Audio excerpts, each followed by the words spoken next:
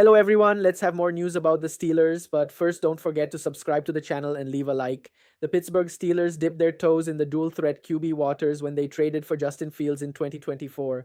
But general manager Omar Khan and head coach Mike Tomlin weren't willing to fully commit big money to the part time starter this offseason, instead, signing a much more immobile quarterback in Aaron Rodgers.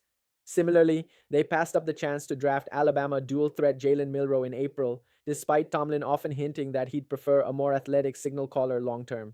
So, with Rodgers playing out a 1 year deal, will Tomlin finally land the athletic franchise QB he's been dreaming about next offseason? During an early 2026 mock draft, NFL analysis site Pro Football Network predicted that the Steelers would spend their first round pick, number 19 overall, on South Carolina quarterback Lenoris Sellers. Sixth round pick Will Howard was a solid flyer, but the Pittsburgh Steelers may still be searching for their next franchise quarterback, PFN analyst Jacob Infante wrote. Though Lenoris Sellers isn't the consensus QB1 in the 2026 class, he might have the best physical tools of any quarterback in college football. He continued. Sellers is strong armed, athletic, tough to sack, and more accurate than he gets credit for. Sellers would bring a rushing ability to the position reminiscent of Fields, and what better way to replace Aaron Rodgers? Let's say Pittsburgh falls short of a Super Bowl yet again, while also watching modern offenses with athletic quarterbacks continue to succeed around the sport. The 2025 campaign could be the final straw, and perhaps Sellers is the long term answer that the Steelers have been searching for. Now let's go to another video. Don't forget to leave a like. Brewski coming in with a 5 says, do you think Aaron Rodgers can actually help Steelers defense in camp and practices exploiting their weaknesses? His football IQ is crazy good. It is crazy good, and, Listen, I don't think that the Steelers defense necessarily needs a whole lot of, guidance in this area. I think that they're kind of just fine. Now, I do think Rodgers will exploit some weaknesses, and then I think the Steelers coaching staff, at least I hope, makes some adjustments based on the way that Rodgers can kind of slice and dice them a little bit in training camp. But, as it stands right now, I do expect the Steelers defense to be a really freaking good defense, guys. They got, in my opinion, the best and deepest pass rush in the NFL heading into the year. I like their linebackers heading into the year with Patrick Queen and Peyton Wilson. I like their 3 safety package this year with Minkah Fitzpatrick, Deshaun Elliott, and Juan Thornhill. I like their cornerback room this year a lot more than I did last year. I think this defense is going to be damn good, man. I can't wait to watch them play. Got one from 20 from Stryker. Let's go, Stryker. Everybody spam Stryker in the chat. But he sends in a $20 super chat, says, this is not a question, but I believe the Steelers have a chance to upset the top teams, especially with how underrated they are this year. Do you think without another new wide receiver, Roman Wilson will step up? The answer to the question, Stryker, is I don't know. All right? It's complete speculation whether or not Roman Wilson is going to step up because we haven't seen him in an NFL setting before. He only played a couple snaps last year, didn't get the football really at all in an actual NFL game, so he is all projection at this point. Do I hope and do I think that he's capable of stepping up and being a legit starter in this league? Absolutely. He reminds me a lot of Randall Cobb and his physical skill set and his play style. And as we know, Aaron Rodgers really loved Randall Cobb from the slot. So I think that Roman Wilson, if he's going to succeed with anyone, it's going to be with Aaron Rodgers. We'll see what kind of role he plays, and we'll see if they end up bringing in another wide receiver during this offseason before training camp. But the answer to the question there, Stryker, is I don't know on Roman Wilson, but I damn sure hope he can be a good player for us. So take a guess for me down there in the comments section. Over or under 4.5 touchdowns for Roman Wilson in 2025? Will he get to 5 or more touchdowns this year, or will he be below that number in 2025? Give me an over or an under down there in the comments section for today's pinned question. YouTube's going to throw you an ad break here in just a couple of seconds, and when that happens, take advantage of that time by letting me know over or under 4.5 touchdowns for Roman Wilson. $10 from Shaker Hand says, what do you say to the idea that the game has become more offensive-sided? See Belichick on Manning Show, drop tackle rule, etc. Is there room for teams to focus on defense and game management like Pittsburgh? The answer to the question is yes. Now, that doesn't mean you can win a Super Bowl with a bad offense. I think we've seen with the Pittsburgh Steelers the last several seasons, they've had good defenses, but they didn't have good offenses, bottom 10 offenses, and because of that, you kind of feel like they don't have any shot come playoff time. You got to have at least, a decent NFL offense, probably above average NFL offense to even have a shot to win a Super Bowl. But teams with really good defenses definitely, give themselves a shot. Just look at the Philadelphia Eagles last year. The way that they won last year was elite defense, ground and pound run game, and then competent quarterback play in the passing game with good weapons. Pittsburgh Steelers are setting themselves up pretty nicely right now to try and follow that kind of model that the Eagles ran last year. Now, it's very difficult to have a team as complete as the Philadelphia Eagles had last year, but the defense here in Pittsburgh is expensive but very, very good. The offense, you look at Caleb Johnson and the young offensive line, the run game could really take a big jump this year. And Aaron Rodgers, in my opinion, is the best quarterback that this team has had in a very long time. And then who knows, they might add another wide receiver to this group along with DK Metcalf that could take this passing game to the next level as well. So I think that the Steelers' strategy is to try and not rely too much on an elite quarterback, rather build a complete team around a competent quarterback like the Eagles did last year. And we'll see if that strategy works out for him this season. Got one from Offsides Edit, says, what would Darius Slay do if we got Jalen Ramsey, though? And I'm thinking like a second and a fifth round pick for Tyreek Hill and Ramsey. If they can somehow get Tyreek and Ramsey in the same deal, that would be crazy. And that would be, we'd be live immediately on this channel going absolutely nuts. It'd be one of the greatest live shows in the history of this channel. But I think if they do trade with Miami, it's probably going to be just for Jalen. It would probably be a fifth-round pick for Jalen Ramsey.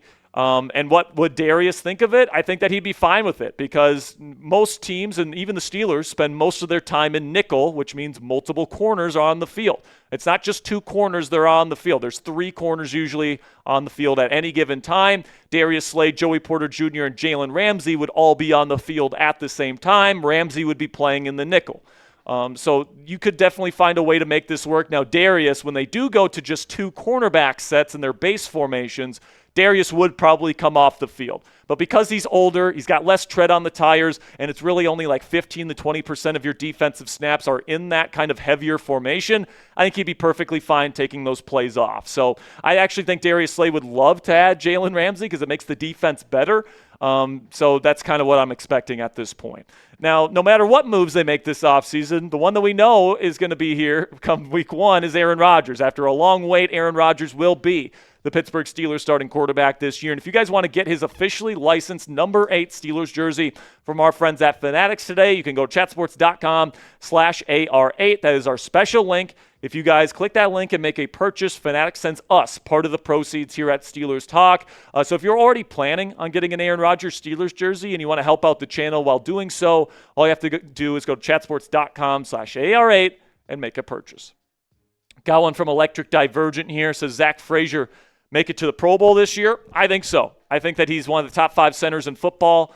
I think that he is going to be taking, an even better step this year. He's going to take his game to an even higher level than it was in his rookie season. And I think that he's going to be the solid rock in the middle of the Steelers' offensive line for years to come. That's going to be the foundation of this group for the next decade. Then we got Pittsburgh fan 412 here. Says, is Omar waiting on TJ's contract to see how it needs to be structured to fit a wide receiver 2 or tight end and cornerback, Amari Cooper, Jonnu Smith, and Jalen Ramsey, any or all of them? It's certainly possible, but listen, man, if you trade for Jalen Ramsey, you kind of know what you're getting into because it's a trade. The contract's already set up, and you're only adding about $6 million in additional cap for this season when you got 18.8. So the Steelers, in theory, can trade for Jalen Ramsey, sign another receiver in free agency, and then backload TJ Watt's contract, especially because when you sign in an extension, that extension doesn't kick in until next offseason, right? So it doesn't really affect this season's strategy in terms of the cap management, that sort of thing. It's kind of complex here, but the long story short here, I don't think adding Jalen Ramsey or Amari Cooper or any of these guys is necessarily going to affect the TJ Watt situation. The Steelers are going to probably pay him a big contract regardless. Then we got CJ Ross here, says you should take off Keenan Allen because he has said that he will not play for us. What he said was he doesn't love the idea of playing in Pittsburgh, all right? And that's different from saying he will never play for the Steelers, all right? He doesn't love the city of Pittsburgh because it's not a fun city. That's pretty much what he's saying. He's used to living in LA. He's used to living in Chicago, places where there's a lot of things to do, and they're kind of known for being fun cities, quote unquote. All right, and Pittsburgh's blue collar, all these different things, and it's probably just not his speed. But he also said in that same exact quote there, CJ, that Aaron Rodgers being the quarterback intrigues him. And he also said right after that, you never know. So I think that he has left the door open. I would rather get Amari Cooper personally. I think that he's a better fit for Aaron Rodgers' play style, more used to playing on the outside, which is what the Steelers would be asking him to do. But I don't think it's necessarily a 0% chance that Keenan Allen will play for the Steelers, all right? I don't think he would prefer to play in this city, but I don't think he's completely ruled it out. So make sure you guys click that thumbs up icon if you haven't already. We're going to get to a couple more questions here in just a second. But if you click that thumbs up icon, it really does help out the channel, helps increase our reach here on YouTube, and it just takes a half second of your time. So the more people that click that thumbs up icon, the better this video will do. So if you want to help out the channel today, we greatly appreciate it. Got one from Christian Andujar. Says, hey, Jack, what if the O-line goes to shambles again during the season? Fire O-line coach. Who are some candidates to hire to be the next O-line coach? I mean, it kind of depends because, you don't know which O-line coaches are going to get fired in the NFL this year. I would love to get Munchak back in here, but, he seems to be not too interested in coming back. But when it comes to the offensive line, what happens if it goes to shambles? The season's over in terms of your chances of winning a Super Bowl. Because if you can't block for the running backs, the run game isn't going to be very good.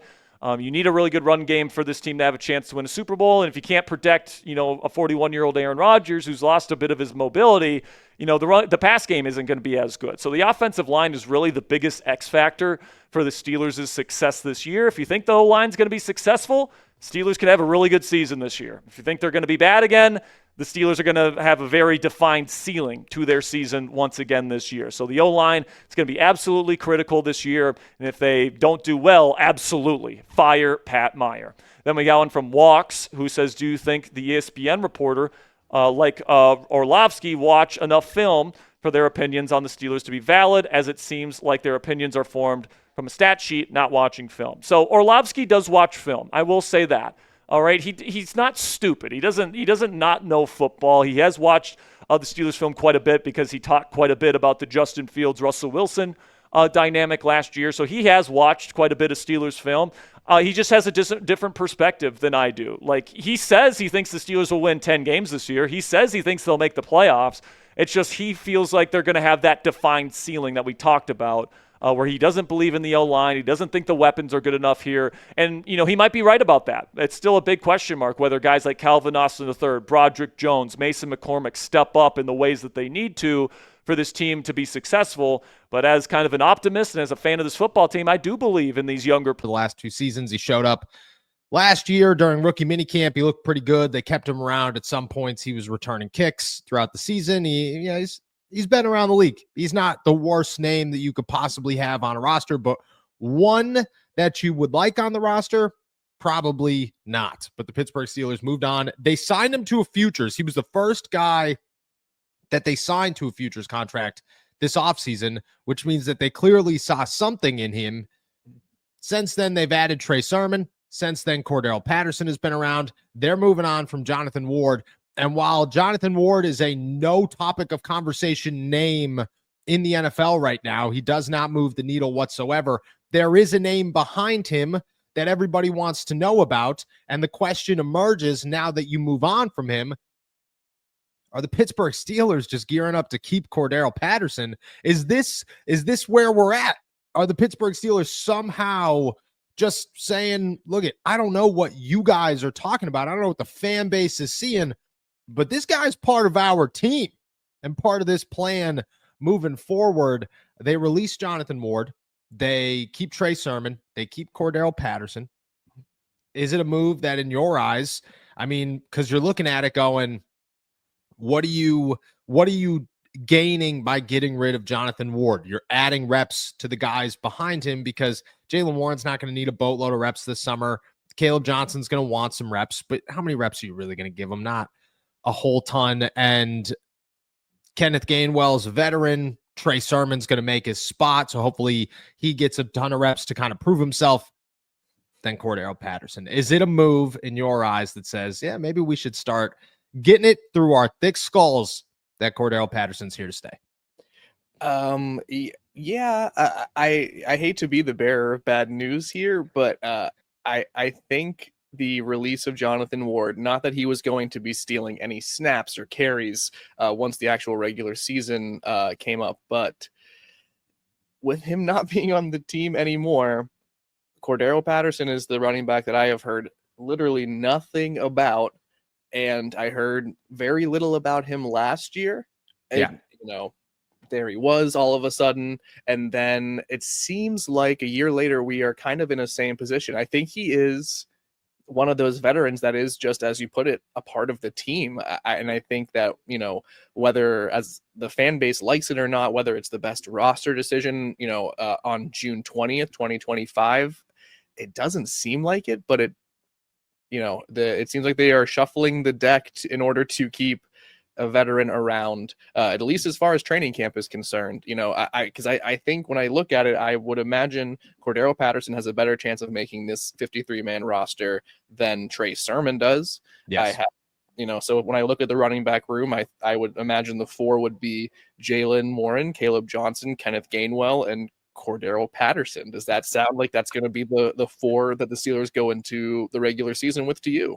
It does. It actually does. And I think they like Trey Sermon. I think they like what they could get out of Trey Sermon. But at the same time, like he's not a second-year guy, a third-year guy. He's a fifth-year running back in the NFL. The dude's been around. He's had opportunities to play well in the league. He's never done so. While the Steelers had interest in him coming out of Ohio State, they aren't looking at him right now saying this is a dude that is here to become the next splash running back on our roster. They're looking at him saying he's going to take some reps, and if he looks good enough, maybe he gets a shot, but chances are he's on the practice squad. And that's who they're looking at with Trey Sermon.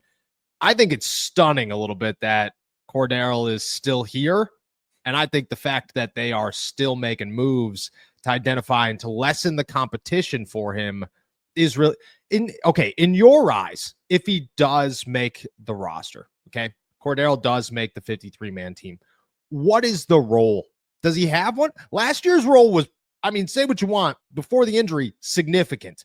Before he dealt with the ankle injury, Cordero was out there. He was catching fades in the end zone in crunch time to win games. Is that where he's at this year? Like, does it matter? Are they just in love with Cordero? Do you see what is the outlook on him and his role if he does make the team? Regardless of whether he, what his role was last year and what his, he was a significant piece of the 2024 offense before the injury. I will certainly concede that. Yes. But I think in 2025, there is no role for him on the Steelers offense. I don't see how he should be taking away snaps from Jaylen Warren, especially when it comes to, like the passing game or pass blocking. Like I know Cordero Patterson is certainly a receiving threat in his heyday, but yeah, there was nothing about his performance in 2024 that made me feel like he was an essential and vital part of the Steelers offense moving forward. So I think I'm as shocked and as stunned as you are that like there is even a conversation to be had at this point of the offseason. Like I recognize he was once a great returner, had a lot of, explosivity. He had a lot of big plays, but like, I just don't, he's not going to be a kick returner or punt returner now for the Steelers. And I don't see what his role as a feature back would be or as a pass catching running back is. So yeah, I see no role for him on the Steelers. And unless someone can learn me something better about this, I don't know. No. I don't think there is one. I think it's kind of mind-blowing that it doesn't make sense to have a 33-year-old veteran. I think he is at this point, which if he's another running back at 33 years old, he doesn't have a job. Like he's 33 years old. The NFL would just look at him and say, nah, this guy is too old to play running back in the league. He's past his prime. But Cordero Patterson, he's got a job because he could do it all, except he can't do anything. And you're looking at him right now saying, I'm not giving him reps at training camp. If he returns kicks for the Pittsburgh Steelers, which I'll give the warning now, there is a chance that the Pittsburgh Steelers are just going to say, this will be our biggest mistake of the season, and it will be Cordero being a feature guy within this roster whether you guys like it or not. There is that opportunity, that possibility for the Pittsburgh Steelers. I mean, For a moment, the idea felt real Jalen Ramsey in black and gold, patrolling the secondary with Joey Porter Jr. and Darius Slay. It was a tantalizing thought for Steelers fans, one that sparked hope of building a defensive backfield as fearsome as any in the league. But now, as the offseason drags on, those odds seem to be slipping away. The Steelers have reportedly been one of the few teams showing real interest in acquiring the three-time All-Pro via trade. With 24 career interceptions since entering the league in 2016, Ramsey brings both elite production and a big game mentality, exactly the kind of player you'd want in Pittsburgh. But according to ESPN's Adam Schefter, Ramsey would like to go to the West Coast to Los Angeles Rams, Chargers, somewhere like that. That's a long way from Acrisure Stadium. It's disheartening news, no doubt. Ramsey's potential arrival in Pittsburgh had fans dreaming of a true lockdown secondary. Imagine opposing quarterbacks looking out and seeing Slay, Porter Jr., and Ramsey on the field at once. It's a nightmare for them and sheer joy for us. But if Ramsey isn't feeling the Steel City, so be it. We don't need players whose hearts aren't in it. Truthfully, this move was never make or break. Yes, Ramsey would elevate the defense. He's a former Super Bowl champ who thrives in the spotlight. His physicality and confidence would fit the Steelers' culture perfectly. But let's not forget the pieces we already have. The front office made a bold move in March, signing Darius Slay to a one-year, $10 million deal. Pairing the veteran with the ascending Joey Porter Jr. already gives Pittsburgh a strong corner duo.